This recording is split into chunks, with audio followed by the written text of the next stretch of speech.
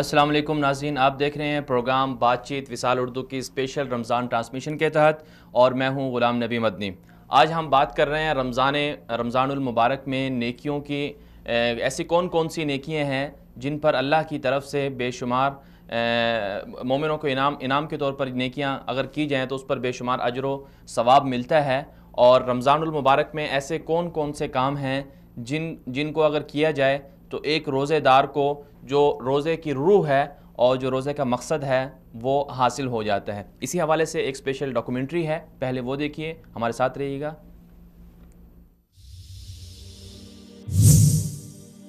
ماہ رمضان نیکیوں کا خزانہ۔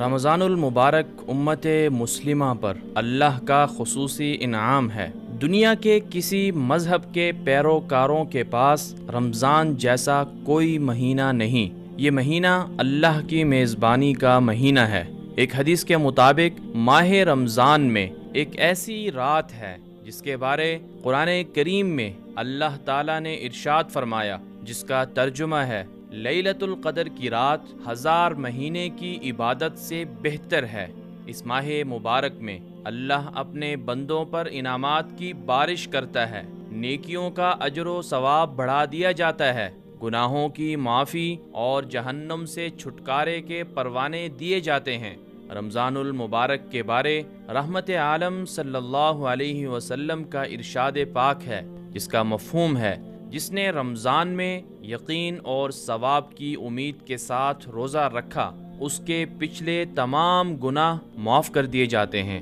ایک دوسری حدیث میں ارشاد فرمایا، جس نے رمضان میں یقین اور ثواب کی امید کے ساتھ قیام اللیل یعنی تراویح پڑھی اس کے پچھلے تمام گناہ معاف کر دیے جاتے ہیں۔ ایک اور حدیث پاک میں نبی رحمت صلی اللہ علیہ وسلم نے ارشاد فرمایا، رسوا ہو جائے وہ شخص جس پر رمضان آیا اور گزر گیا اور اس نے اس میں اپنی مغفرت نہ کرائی۔ اس میں کوئی شک نہیں کہ روزہ افضل ترین عبادت اور اطاعت ہے، اس کا ثواب بھی عظیم ہے۔ روزہ صبر کرنے والوں کی عبادت ہے، متقی لوگوں کا زاد راہ، کامیاب لوگوں کے لیے ذخیرہ آخرت ہے۔ روزہ بیماریوں سے شفا کا باعث ہے، روح اور جسم کی صحت، طاقت اور علاج کا ذریعہ ہے، نیز جسمانی تربیت بھی ہے۔ پھر ان سب سے بڑھ کر پروردگار کی اطاعت اور گناہوں کی مغفرت کا باعث بھی ہے۔ روزے کی فضیلت میں اتنا ہی کافی ہے کہ اللہ تعالیٰ نے ابن آدم کے اعمال 2 قسموں میں تقسیم کیے اور روزوں کو مستقل الگ قسم قرار دے کر اسے اپنی طرف منسوب فرمایا، جبکہ ابن آدم کے دیگر تمام اعمال کو دوسری قسم میں شامل فرمایا۔ حضرت ابو ہریرہ رضی اللہ عنہ سے مروی ہے کہ رسول اللہ صلی اللہ علیہ وسلم نے ارشاد فرمایا، ابن آدم کی تمام نیکیاں 10 گنا سے 700 گنا تک بڑھا دی جاتی ہیں، لیکن اللہ تعالیٰ کا فرمان ہے سوائے روزے کے، کیونکہ روزہ میرے لیے ہے اور میں ہی اس کا اجر دوں گا۔ روزے دار میری وجہ سے اپنی خواہشات اور کھانا پینا چھوڑتا ہے۔ روزے دار کے لیے 2 خوشیاں ہیں، ایک خوشی روزہ افطار کرتے ہوئے اور دوسری خوشی اپنے پروردگار سے ملاقات کے وقت۔ ماہ رمضان میں روزے دار کو افطار کرانے پر اللہ کے محبوب صلی اللہ علیہ وسلم نے ارشاد فرمایا کہ جس نے روزے دار کو افطار کرایا اس کے لیے روزے دار کے برابر ثواب ہے اور روزے دار کے اجر میں سے کوئی کمی نہیں کی جائے گی۔ رمضان المبارک کو ماہ قرآن بھی کہا جاتا ہے کیونکہ قرآن کریم کا نزول اسی ماہ مبارک میں ہوا۔ حدیث پاک کے مطابق حضرت جبرائیل امین رمضان کی ہر رات میں آپ صلی اللہ علیہ وسلم سے ملاقات کرتے اور آپ صلی اللہ علیہ وسلم کے ساتھ قرآن کا دور کرتے، اس لیے اس ماہ مبارک میں تلاوت کلام الہی کا اجر بے انتہا ہے۔ حدیث شریف کے مطابق جس نے کتاب اللہ کا ایک حرف پڑھا اس کے لیے اس کے عوض 1 نیکی ہے اور 1 نیکی کا ثواب 10 گنا ہوتا ہے۔ میں نہیں کہتا الف لام میم ایک حرف ہے، بلکہ الف ایک حرف، لام ایک حرف اور میم ایک حرف ہے۔ بخاری شریف کی روایت کے مطابق رمضان المبارک میں عمرہ کرنے کا ثواب حج کے برابر ملتا ہے۔ اسی طرح رمضان المبارک میں صدقہ و خیرات کا اجر بھی بڑھا دیا جاتا ہے۔ سیدنا انس بن مالک رضی اللہ عنہ بیان کرتے ہیں کہ حضور نبی کریم صلی اللہ علیہ وسلم سے پوچھا گیا کون سا صدقہ افضل ہے؟ آپ صلی اللہ علیہ وسلم نے ارشاد فرمایا رمضان میں صدقہ کرنا افضل ہے۔ بخاری شریف کی روایت کے مطابق آپ صلی اللہ علیہ وسلم کی سخاوت ماہ رمضان میں بہت زیادہ بڑھ جاتی تھی۔ آئیے مل کر نیکیوں کے اس ماہ مبارک سے مستفید ہوں۔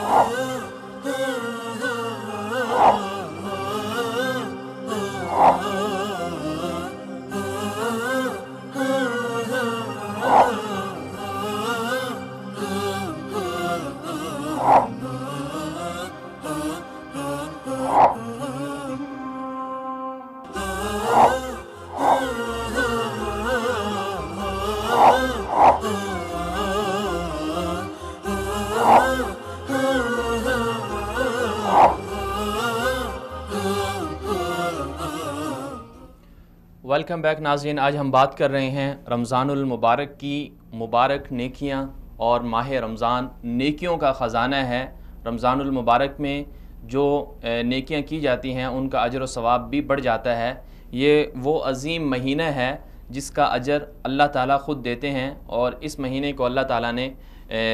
اپنی میزبانی کا مہینہ بھی قرار دے رکھا ہے۔ اسی حوالے سے آج ہم بات کر رہے ہیں۔ ہمارے ساتھ اسٹوڈیو میں مہمان ہیں مولانا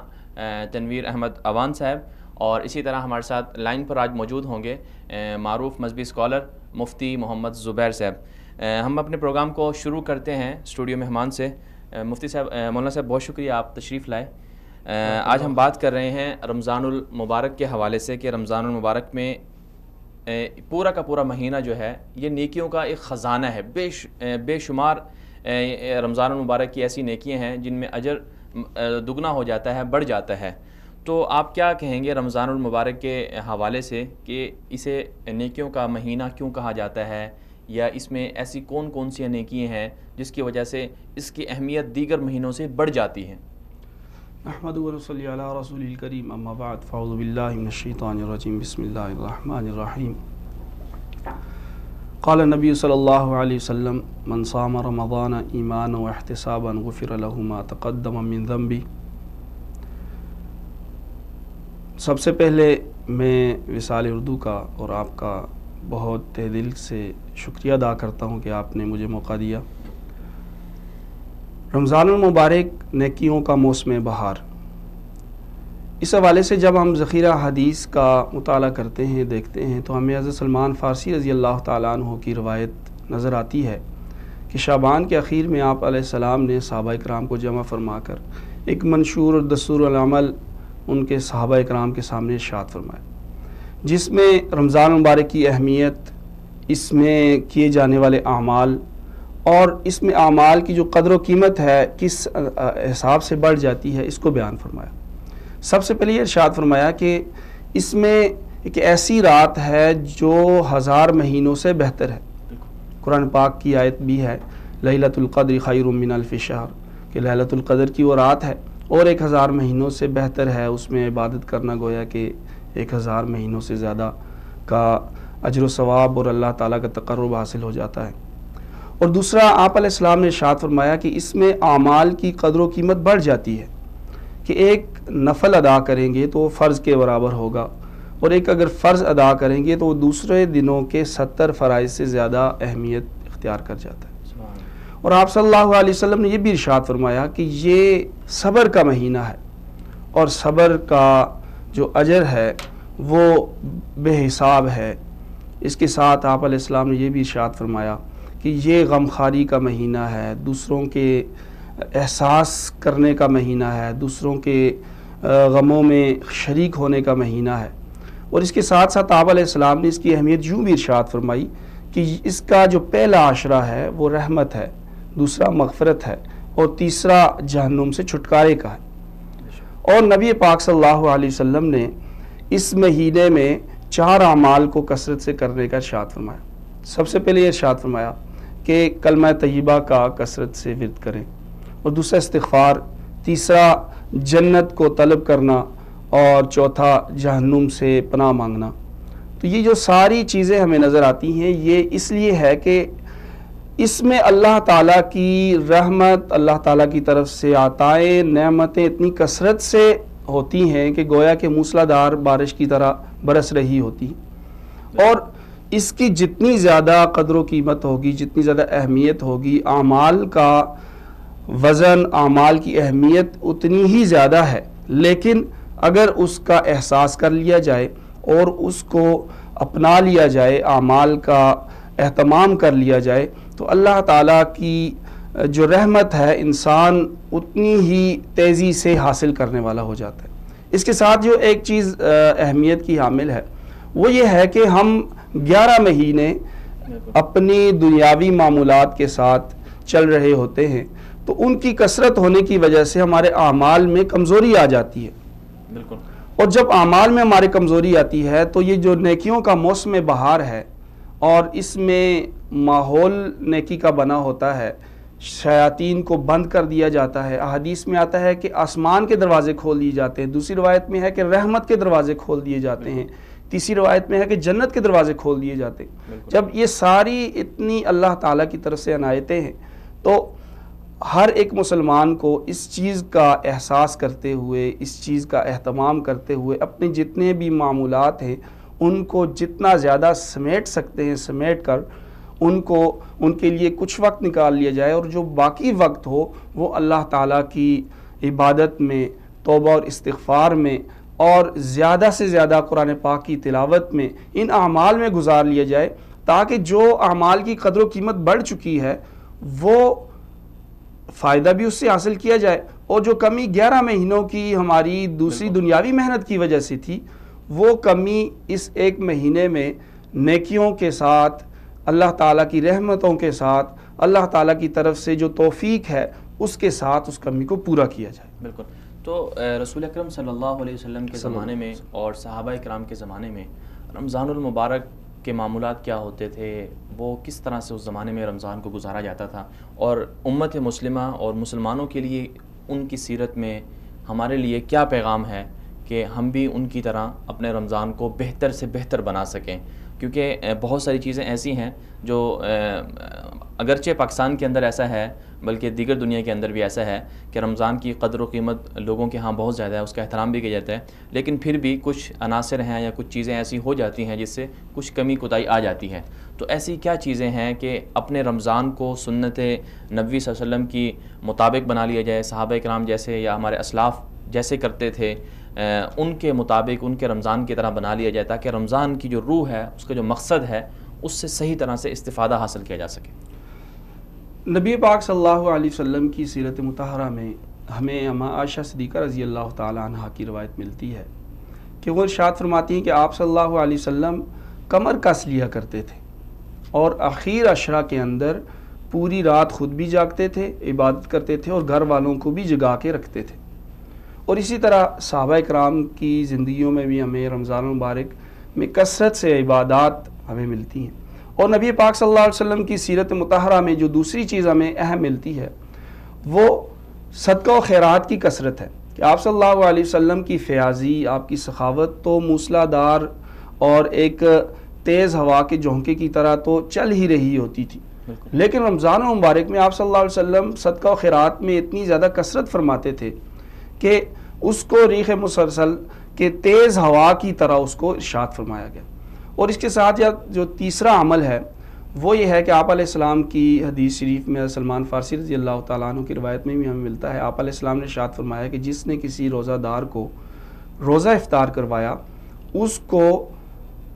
اس روزہ دار کی افطار کرنے کے برابر، یعنی مقبول روزہ افطار کرنے کا اس ثواب بھی ملے گا، اور اس کے ساتھ ساتھ اس کو جہنم سے چھٹکارا بھی اس کے لیے اس کا وعدہ ہے۔ اور صحابہ اکرام کے سوال کرنے پر آپ صلی اللہ علیہ وسلم نے ارشاد فرمایا کہ لسی کا ایک گھونٹ ہو جائے یا چھوارا ہو جائے یا کھجور ہو جائے۔ تو اس سے ہمیں یہ بات معلوم ہوئی کہ ہمیں جہاں پہ عبادات کا اہتمام کرنا ہے، جہاں پہ ہمیں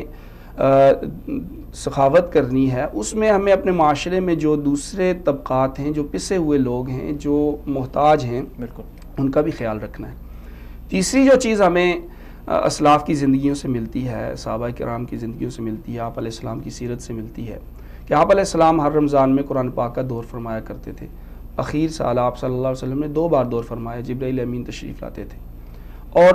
حضرت عثمان رضی اللہ تعالیٰ عنہ کا دور ہم دیکھتے ہیں تو آپ نے تراویح میں مکمل قرآن پاک سنانے کا اہتمام فرمایا۔ امام ابو حنیفہ رحمۃ اللہ علیہ کے بارے میں ہم دیکھتے ہیں، سنتے ہیں کہ آپ رمضان المبارک میں 60 اور 62 قرآن پاک کا ختم فرماتے تھے۔ اسی طرح قریب کے جو ہمارے اکابرین ہیں ان کی زندگیوں میں بھی ہم نے یہی دیکھا کہ وہ قرآن پاک کا اور رمضان کا ایک تعلق جو تھا اس کو برقرار رکھے ہوئے تھے، اور اسی چیز کا اہتمام کرنے کی آج بھی ضرورت ہے۔ جہاں پہ قرآن پاک کی قرات کی ضرورت ہے، اس کو سیکھنا اور اس کو پڑھنے کی ضرورت ہے، رمضان المبارک اور قرآن پاک کا جو تعلق ہے اور اس کی برکات اتنی زیادہ ہیں کہ ہم رمضان المبارک میں قرآن پاک کے مفاہیم، قرآن پاک کی تفاسیر، اس کو سیکھنے کا، اس کو پڑھنے کا اہتمام کریں کہ ایک ماحول ہے رحمت کا، اور اللہ تعالیٰ کا جو پاک کلام ہے جب ہم اسے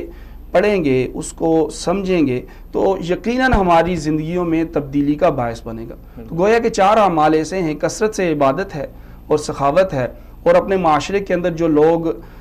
غریب ہیں، محتاج ہیں، مساکین ہیں، ان کا خیال رکھنا ہے، اور قرآن پاک کی تلاوت کرنا ہے۔ بالکل، قرآن پاک کی تلاوت ماہ رمضان میں اس لیے بھی ضروری ہے کیونکہ اسی مہینے میں قرآن پاک کو نازل کیا گیا، اور اسی وجہ سے اسے ماہ قرآن بھی کہا جاتا ہے۔ اور جیسے آپ نے ذکر کیا کہ صحابہ کرام اور آپ صلی اللہ علیہ وسلم کا باقاعدہ معمول تھا کہ اس ماہ مبارک میں قرآن کریم کی تلاوت کرتے تھے، تو قرآن کریم کی تلاوت کے حوالے سے، قرآن پاک کی مزید اہمیت کے حوالے سے آپ کیا کہنا چاہیں گے کہ ہمارے ہاں کچھ لوگ ایسے ہوتے ہیں جو قرآن پاک پورا ختم بھی کر لیتے ہیں،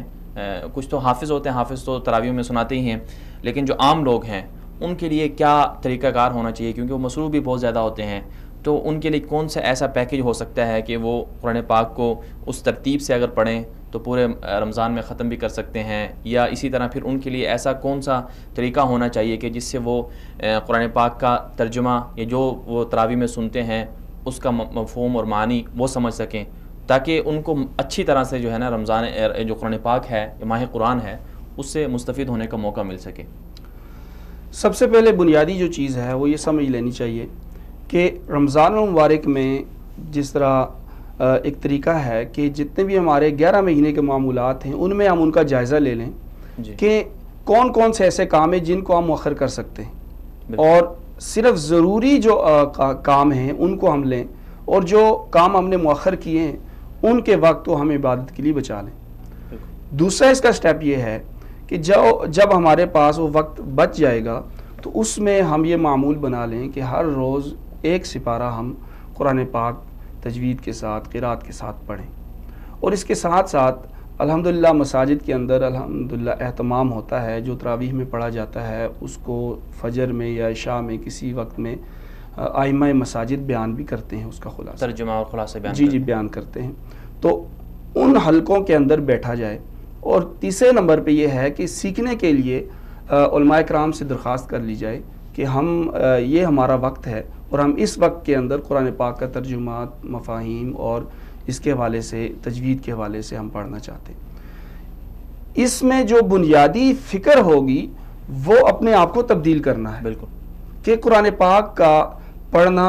اور قرآن پاک کا سیکھنا، اس کے مفاہیم، مطالب کا سیکھنا، یہ کس لیے ہے؟ رمضان المبارک کے اندر جو مشق کروائی جاتی ہے اور امتثال حکم کا، امر کا ایسا مظاہرہ ہے روزہ کہ ایسا کسی اور عبادت میں نہیں ملتا، کہ ہر چیز آپ کے پاس موجود ہے، ہر ایک قدرت آپ کے پاس ہے، لیکن آپ اللہ تعالیٰ کا حکم بجا لاتے ہیں اور اپنے منہ کو بند کر لیتے ہیں، اپنی خواہشات کو ترک کر لیتے ہیں۔ جب آپ اس مشق کو دہرا لیتے ہیں تو آپ کے اندر روحانیت کی ایک سیلاب امڑ آتا ہے، روحانیت کو جذب کرنے کی آپ کے جسم کے اندر استطاعت پیدا ہو جاتی ہے۔ تو جب یہ کیفیت پیدا ہو جاتی ہے تو اس میں اپنے آپ کو تبدیل کرنا مشکل نہیں ہوتا۔ تو سب سے پہلے جو بنیادی چیز ہے، بنیادی فکر ہے جو ہمیں قرآن پاک سیکھنے پہ بھی ابھارے گی، جو ہمیں تجوید سیکھنے پہ بھی ابھارے گی، جو ہمیں معانی سیکھنے پر بھی ابھارے گی، وہ اپنے آپ کو تبدیل کرنا ہے، وہ اسلامی تعلیمات کو اپنانا ہے، سیکھنا ہے، اور نہ صرف سیکھنا ہے بلکہ اس کو آگے پہنچانا بھی ہے۔ تو اس لیے جتنے حلقات قرآنیہ ہیں، ائمہ مساجد ہیں، علماء اکرام ہیں، ان کے ساتھ جوڑنا یہ سب سے اہم عنصر ہے اس بات کے لیے کہ ہم قرآن پاک سیکھ بھی لیں اور رمضان المبارک کے زیادہ سے زیادہ اوقات کو ہم قیمتی بنا لیں۔ بالکل رمضان المبارک میں جو آپ نے بالکل درست نشاندہی فرمائی کہ ہمارے جو مساجد ہوتی ہیں اور اسی طرح مختلف جو سینٹرز ہوتے ہیں وہاں پر باقاعدہ اہتمام ہوتا ہے کہ حلقات بھی قائم ہوتے ہیں اور ترجمہ تفسیر کی کلاسیں بھی ہوتی ہیں، اور جو سب سے ان ساری کلاسوں سے اور ان سب چیزوں سے جو ہمیں مقصد حاصل کرنا ہے وہ یہی ہے کہ انسان اگر بہت ساری چیزوں میں کمی کوتاہی کا شکار ہے جو اس کے اندر نہیں ہے اور اللہ کی طرف سے ان چیزوں کا کہا گیا ہے، یا بہت سے نوافل ایسی چیزیں ہیں جن کی وجہ سے نیکیاں بڑھ جاتی ہیں، ان کا اہتمام کرنا چاہیے۔ تو رمضان المبارک میں جو قرآن پاک کی تلاوت کے حوالے سے آپ نے کہا، تو یہ مردوں کے لیے تو بہت آسان ہے کہ وہ ترجمہ وغیرہ کی کلاسوں میں بیٹھ جاتے ہیں، سن لیتے ہیں، لیکن جو خواتین ہیں ان کے لیے کیا لائحہ عمل ہونا چاہیے؟ سب سے پہلے بنیادی یہ چیز ہے کہ الحمدللہ اب وہ کیفیت نہیں رہی جی۔ اب الحمدللہ مختلف مساجد کے ساتھ اسلامک سینٹرز خواتین کے لیے قائم ہو چکے ہیں، اور بنات کے جو مدارس ہیں اس حوالے سے وہ بھی بڑا اہم کردار ادا کر رہے ہیں۔ اور تیسرا جو بڑا اہم کردار ادا ہو رہا ہے وہ دروس قرآن کے حلقات ہیں۔ مختلف گھروں کے اندر مختلف جگہوں پہ خواتین کے لیے دروس قرآن کا اہتمام کیا جاتا ہے۔ اس میں بنیادی طور پر بات وہی آ جاتی ہے کہ اگر ہمیں فکر ہوگی اور ہم یہ چاہیں گے کہ جس طرح میں سیکھ رہا ہوں اس طرح میری اہلیہ بھی سیکھے، میرے گھر والے بھی سیکھیں، تو ہمیں پھر ان حلقات کو دیکھنا ہوگا، ان تک رسائی حاصل کرنی ہوگی، اور وہاں پہ خواتین کو ان کا جو ٹائم ہوتا ہے وہاں بھیج کر ان کی تعلیم کا اہتمام کرنا ہوگا۔ بالکل جی ناظرین، یہاں پر ایک مختصر سے بریک کا وقت ہوا ہے۔ ہم بات کر رہے تھے آج ماہ رمضان میں نیکیوں کے حوالے سے کہ رمضان المبارک کی جو نیکیاں ہیں، جو رمضان المبارک میں اگر وہ ایسے نیک کام کر لیے جائیں تو ان کا اجر و ثواب بہت زیادہ بڑھ جاتا ہے۔ رمضان المبارک کی اسپیشل ٹرانسمیشن جاری رہے گی، لیکن یہاں ایک مختصر سی بریک لیں گے، بریک کے بعد واپس آئیں گے ہمارے ساتھ۔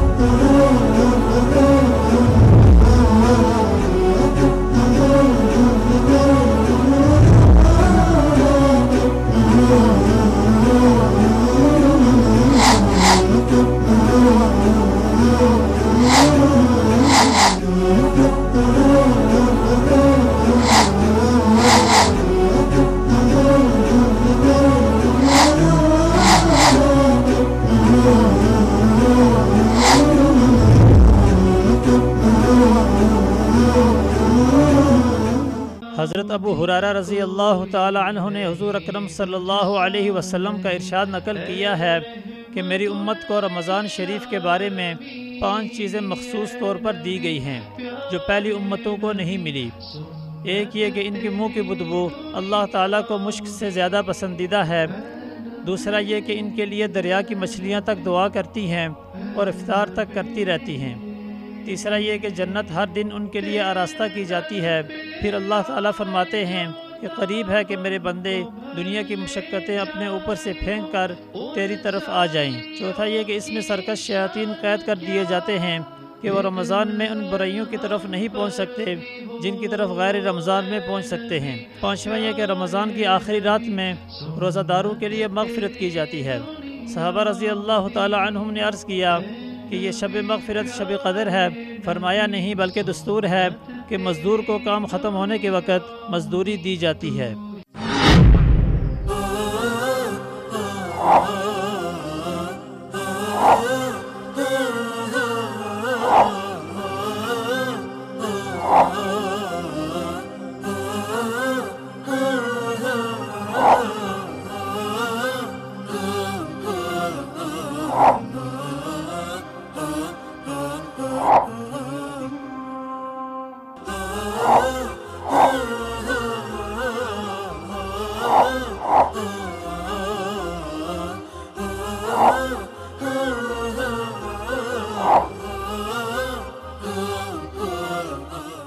ویلکم بیک ناظرین، آج ہم بات کر رہے ہیں ماہ رمضان میں ایسی کون کون سی نیکیاں ہیں یا ایسے کون کون سے اعمال ہیں جن کو اگر ایک روزے دار کر لے یا اگر مسلمان ان نیکیوں کو ان اعمال کو کر لیں تو اللہ تعالیٰ کی خوشنودی اور اللہ تعالیٰ کی رضا انہیں مل جائے گی۔ اور اسی طرح ایسے کون کون سے اعمال ہیں جن کی وجہ سے اللہ تعالیٰ کی رضا ملتی ہے۔ اسی حوالے سے ابھی ہمیں جوائن کیا ہے محترم جناب مفتی محمد زبیر صاحب نے، معروف مذہبی اسکالر ہیں۔ السلام علیکم مفتی صاحب، بہت شکریہ آپ نے وقت دیا ہمیں۔ غالباً لائن ڈراپ ہوگی، دوبارہ کال کی کوشش کریں گے۔ رمضان المبارک، اس میں کوئی شک نہیں ہے کہ رمضان المبارک کی جو عبادات ہیں، جو اس میں اعمال کیے جاتے ہیں، وہ بے انتہا اہمیت کے حامل ہیں، قیمتی ہیں۔ ان کا جو اجر و ثواب ہے وہ بہت زیادہ ہوتا ہے اور اللہ تعالیٰ کی خصوصی نظر کرم ہوتی ہے روزے داروں پر۔ اسی حوالے سے بات چیت کرنے کے لیے ابھی ہمیں جوائن کیا ہے مفتی محمد زبیر صاحب نے۔ السلام علیکم مفتی صاحب، بہت شکریہ آپ نے وقت دیا ہمیں۔ جی وعلیکم السلام ورحمۃ اللہ وبرکاتہ۔ مفتی صاحب، ماہ رمضان کے حوالے سے آج ہم بات کر رہے ہیں کہ رمضان المبارک میں بہت ساری ایسی نیکیاں ہیں جن کا اجر و ثواب بہت زیادہ ہوتا ہے، تو آپ کیا فرمائیں گے کہ یہ ماہ رمضان نیکیوں کا خزانہ ہے، اس میں ایسی کون سی نیکیاں ہیں کہ جن کا اجر و ثواب بہت زیادہ ہوتا ہے، یا ایسے کون کون سے اعمال ہیں جنہیں روزے داروں کو ضرور کرنا چاہیے؟ دیکھیں، اصل بات یہ ہے کہ رمضان کے حوالے سے قرآن کریم کی طرف ہم رجوع کرتے ہیں تو قرآن کریم کے اندر سورہ بقرہ کی آیت نمبر 183 میں اللہ رب العزت نے رمضان کو تقوی کا مہینہ قرار دیا ہے کہ یہ تقوی حاصل کرنے، خوف خدا، زہد اور پرہیزگاری حاصل کرنے کا مہینہ ہے۔ پھر اسی رمضان کا تذکرہ کرتے ہوئے 185 کے اندر اللہ رب العزت نے رمضان کو قرآن کریم کا مہینہ قرار دیا ہے۔ شہر رمضان الذی انزل فیہ القرآن ھدی للناس وبینات من الھدی والفرقان۔ تو 183 کے اندر تقوی کا مہینہ، 185 کے اندر اللہ رب العزت نے قرآن کا مہینہ، پھر 186 کے اندر اللہ نے عبادت کے ساتھ ساتھ دعا کا خاص طور پر تذکرہ کرتے ہوئے وَإِذَا سَأَلَكَ عِبَادِي عَنِّي فَإِنِّي قَرِيبٌ أُجِيبُ دَعْوَةَ الدَّاعِ إِذَا دَعَانِ، یہ ارشاد فرمایا۔ ان تین آیتوں کو ہی اگر آپ سامنے رکھیں تو ہمیں پتہ چلتا ہے رمضان کی حقیقی روح یہ ہے، یہ رمضان کا حقیقی تعارف ہے۔ لہذا رمضان کو گزارنا چاہیے تلاوت قرآن، فہم قرآن، قرآن کریم کو سمجھنے، دعا، الہا و زاری، تقوی، پرہیزگاری اور روحانی پالش حاصل کرنے کا اس سے زیادہ بہتر ترین موقع، عمدہ اور شاندار موقع کوئی اور نہیں ہو سکتا۔ پلس اس کے ساتھ ساتھ آپ ایڈ کر دیں وہ جو بخاری کے اندر آپ صلی اللہ علیہ وسلم کی صدقہ و خیرات کی صفت، اور وہ بھی خصوصاً رمضان کے بارے میں ام المومنین عائشہ صدیقہ رضی اللہ تعالیٰ عنہا نے بیان فرمائی، کان اشد من الریح المرسلہ، کہ تیز آندھی سے بھی زیادہ آپ صلی اللہ علیہ وسلم رمضان کے مہینے میں صدقہ و خیرات کا معاملہ فرمایا کرتے تھے۔ پھر بخاری ہی کے اندر حضرت عائشہ رضی اللہ تعالیٰ عنہا کی یہ روایت بھی موجود ہے کہ آپ صلی اللہ علیہ وسلم اذا دخل العشر الاواخر شد میزرہ ایقظ اہلہ واحیا لیلہ، آپ صلی اللہ علیہ وسلم عبادت کے لیے کمر کس لیا کرتے تھے، اپنے اہل خانہ کو شب بیداری کی ترغیب دیا کرتے تھے، وَأَحْيَا لَيْلَ، اور خود شب زندہ دار ہو کر رات رات بھر عبادت فرمایا کرتے تھے۔ جبرائیل امین کے ساتھ بخاری جلد اول ہی کے اندر 2 مرتبہ قرآن کریم کا دور کرنا، اس کا بھی تذکرہ آپ کو واضح طور پر ملتا ہے۔ رسول اللہ صلی اللہ علیہ وسلم، صحابہ کرام، اہل بیت اطہار، ان کی عبادت اور ان کا جو نقشہ رمضان تھا، وہاں تک تو شاید ہم نہیں پہنچ سکتے، لیکن قریبی زمانے کے اندر ہم اپنے اولیاء کرام، بزرگان دین کو بھی اگر دیکھیں تو کوئی ایک رمضان میں 30 قرآن ختم کر رہا ہے، کوئی 62 قرآن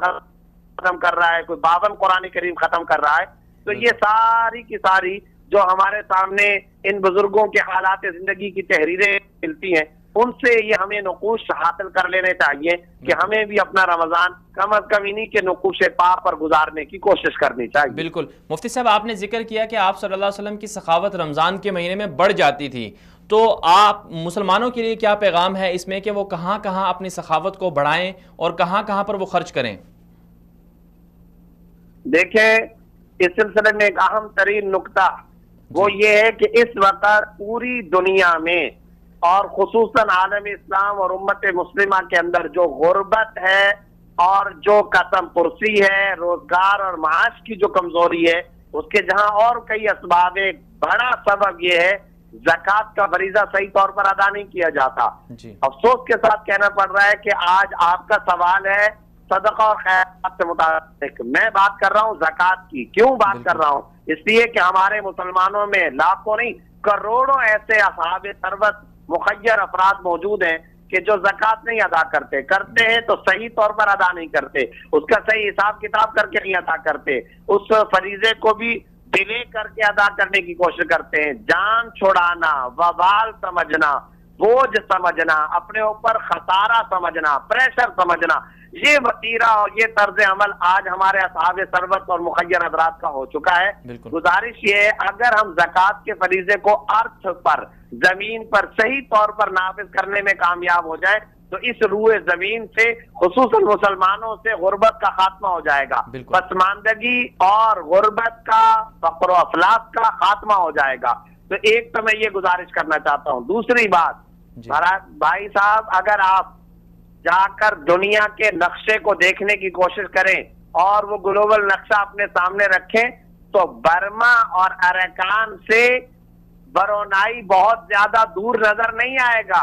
وہ قریب ہی ہے، زیادہ دور نظر نہیں آئے گا۔ وہاں عشرت قدے آباد ہیں، وہاں عیاشی کے محلات آباد ہیں، اور دوسری طرف ہمارے ہی پیارے مسلمان بہن بھائیوں کا حال یہ ہے، بھوک و افلاس کی وجہ سے ساتھ ہی ساتھ غیروں کے مظالم اور تشدد کی بنیاد پر وہ جان سے ہاتھ دھو رہے ہیں۔ یہی صورتحال غوطہ کی ہے، یہی صورتحال سوریہ کے، ترکی کے اندر موجود شامی متاثرین کی ہے، یہی صورتحال صومالیہ کی ہے، یہی صورتحال امت مسلمہ کے بے شمار علاقوں، اسٹیٹس اور ریاستوں، ممالک کی ہے۔ تو میں یہ کرنا چاہتا ہوں، اصحاب ثروت کو آگے بڑھنا چاہیے اور اس موقع پر، اور خاص طور پہ رمضان کے اس موقع کو غنیمت جانتے ہوئے اپنے ان مسلمان بہن بھائیوں کی مدد کرنی چاہیے۔ صدقہ و خیرات سے مال بڑھتا ہے، کم نہیں ہوتا، یہ گارنٹی قرآن میں اللہ نے دے رکھی ہے۔ یمحق اللہ الربا ویربی الصدقات، اللہ صدقات کو بڑھاتا ہے، رزق میں اللہ اضافہ کرتا ہے، اور اس کا ایک کیمیا، نسخہ کیمیا، بہترین مجرب نبوی نسخہ، قرآنی نسخہ یہ ہے کہ انسان صدقہ و خیرات کی مقدار میں اضافہ کر لے۔ صدقہ و خیرات کی مقدار میں اضافہ کرنے سے خود اجتماعی اور انفرادی طور پر مال میں بھی، رزق میں بھی اضافہ ہوتا ہے۔ اس لیے ہمت پیدا کرنی چاہیے، توکل کرنا چاہیے، آگے بڑھنا چاہیے، اور مسلمان بہن بھائیوں کی اور انسانیت کی، خصوصاً دکھی انسانیت اور مظلوم انسانیت کی مدد کرنی چاہیے۔ مفتی صاحب، آپ کا بہت شکریہ، آپ نے ہمیں وقت دیا، بہت اچھی گفتگو فرمائی مفتی صاحب آپ نے۔ جی ناظرین، ہمارے پاس وقت چونکہ بہت مختصر ہے، اپنے اسٹوڈیو مہمان سے اسی حوالے سے جو پروگرام آج ہم جس میں ہم موضوع پہ جس میں بات کی ہم نے ماہ رمضان نیکیوں کے حوالے سے، مختصراً میں مولانا تنویر صاحب آپ سے میں گزارش کروں گا کہ مختصراً آپ یہ ارشاد فرمائیے گا ناظرین کے لیے کہ ایسی کون کون سی عبادات ہیں، کون کون سے اعمال ہیں جنہیں ہمیں کر لینا چاہیے اور جن میں کوتاہی نہیں ہونی چاہیے، تاکہ یہ مہینہ 3 رمضان ہو گئے ہیں، 3 روزے گزر گئے ہیں، جو باقی ایام ہمارے پاس بچے ہیں وہ اس پہ ہم وہ کام کر لیں اور آگے بھی اس کا سلسلہ ہم جاری رکھ سکیں۔ مختصراً ارشاد فرمائیے گا۔ سب سے پہلی جو چیز ہے روزے کا جتنے اس کے لوازمات ہیں، اور روزے میں جس چیز صرف کھانے پینے سے روکنا نہیں ہے بلکہ گناہوں سے رکنا، اور روزے کی جو روح ہے اس کا اہتمام کرنا، اس کو حاصل کرنا، اور اس کے لیے کثرت استغفار کی کثرت، اپنے گناہوں سے توبہ، اور جو 11 مہینے ہم سے کمیاں کوتاہیاں ہوئیں ان سے اللہ تعالیٰ سے ان کی معافی مانگنا۔ دوسرے نمبر پہ قرآن پاک کی کثرت سے تلاوت کرنا ہے، اور تیسرے نمبر پہ اللہ تعالیٰ کا ذکر خلوت میں بیٹھ کر اللہ تعالیٰ کے اسم ذات کا ورد کرنا، اس کی ضرب لگانا، اور چوتھے نمبر پہ کثرت سے دعا کرنا ہے کہ سارا دن عبادت کی، اور پھر اس کے بعد عصر کے بعد سے مغرب تک اپنے وظائف کرنے کے بعد وہ دعا کے اندر شروع ہو جائے، اور اس میں دعا میں صرف اپنی ذات کو مد نظر نہ رکھے بلکہ امت محمدیہ کا، پوری دنیا میں جو امت مسلمہ کا حال ہے، اور جو احوال ہمارے سامنے فلسطین کے ہیں اور باقی مسلم ممالک میں اور غیر مسلم ممالک میں مسلمانوں کی جو حالت زار ہے، اس حوالے سے تڑپ کڑن دعا کرنا، فکر کرنا، اور اس کے ساتھ ساتھ اپنی ایمان پر استقامت اور خاتمہ بالخیر، اس کا اہتمام کر لیا جائے تو یقیناً رمضان کی وہ جو روح ہے وہ ہمیں حاصل ہوگی، اور اس کا اثر ہم اگلے 11 مہینوں میں بھی محسوس کرتے رہیں گے۔ مولانا تنویر احمد ابان صاحب، آپ کا بہت شکریہ، آپ ہمارے ہاں تشریف لائے رمضان ٹرانسمیشن میں، پروگرام بات چیت میں، آپ کا بہت شکریہ۔ جی ناظرین، آج ہم بات کر رہے تھے رمضان المبارک میں ایسے کون کون سے اعمال ہیں، کون کون سی نیکیاں ہیں جنہیں کر لیا جائے تو نہ صرف ہمارا پورا سال اچھا گزر جائے گا بلکہ رمضان کی جو اصل روح ہے اس سے بھی ہم مستفید ہو سکتے ہیں۔ تو بنیادی طور پر 2 بڑے پیغام ہیں اس رمضان المبارک میں۔ ایک تو یہ ہے کہ اللہ کی خوشنودی حاصل کر لی جائے۔ اللہ کی خوشنودی وہ اللہ کے خوف سے آئے گی، اور جسے تقویٰ بھی کہا جاتا ہے، اور اسی طرح اللہ کی خوشنودی اور رضامندی رسول اکرم صلی اللہ علیہ وسلم اور صحابہ کرام کی جو اتباع ہے اس سے آئے گی۔ اس سلسلے میں قرآن و سنت کو ہمیں مشعل راہ بنانا ہوگا، اور قرآن و سنت ہی کو سامنے رکھ کر اپنے روزے کو اور اپنے معمولات کو صحیح طرح سے انجام دینا ہوگا۔ اس کے ساتھ دوسرا بڑا پیغام رمضان المبارک کا یہ ہے کہ جس طرح روزے دار خود، ایک روزے دار جو آدمی ہے وہ جس طرح وہ خود صبر و مشقت برداشت کرتا ہے، اللہ کے لیے رک جاتا ہے کھانے پینے سے، حلال چیزوں سے، اسی طرح اس کو چاہیے کہ جو اس سے وہ چیز سبق حاصل کر رہا ہے وہ یہ ہے کہ جو دوسرے مسلمان بھائی ہیں، چاہے وہ کہیں پر بھی کسی بھی ملک میں ہیں، مظلوم ہیں، ان پر ظلم ہو رہا ہے، ان پر جو مشقتیں ڈھائی جا رہی ہیں ان کی فکر بھی کی جائے۔ تو 2 یہ بڑے پیغام ہیں، اللہ کی رضامندی، اور دوسرا دکھی انسانیت اور مظلوم مسلمان بھائیوں کی خیر خواہی، اور ان کے لیے ایک فکر کرنا کہ ان کے لیے ہم کس طرح سے اس رمضان المبارک میں نیکی کر سکتے ہیں، کس طرح سے ان کے ساتھ تعاون کر سکتے ہیں۔ ان چیزوں کو ہمیں مد نظر رکھنا ہوگا۔ اللہ تعالیٰ سے دعا ہے کہ اللہ تعالیٰ اس ماہ مبارک سے ہم سب مسلمانوں کو صحیح طرح سے مستفید ہونے کی توفیق عطا فرمائے، اور جو ہمارے مظلوم مسلمان بھائی ہیں جہاں کہیں بھی ہیں دنیا کے اندر، چاہے فلسطین میں ہیں، شام میں ہیں، افغانستان میں ہیں، کشمیر میں ہیں، برما میں ہیں، یا جہاں کہیں بھی ہیں، ان سب کے اوپر جو مظالم ڈھائے جا رہے ہیں ان مظالم کا خاتمہ ہو، اور ہر مسلمان کو اس کے لیے اپنا حصہ ڈالنے کی توفیق عطا فرمائے۔ آج کے لیے اتنا ہی۔ اپنے میزبان غلام نبی مدنی کو اجازت دیجیے، ملتے ہیں اگلے پروگرام میں۔ اللہ حافظ۔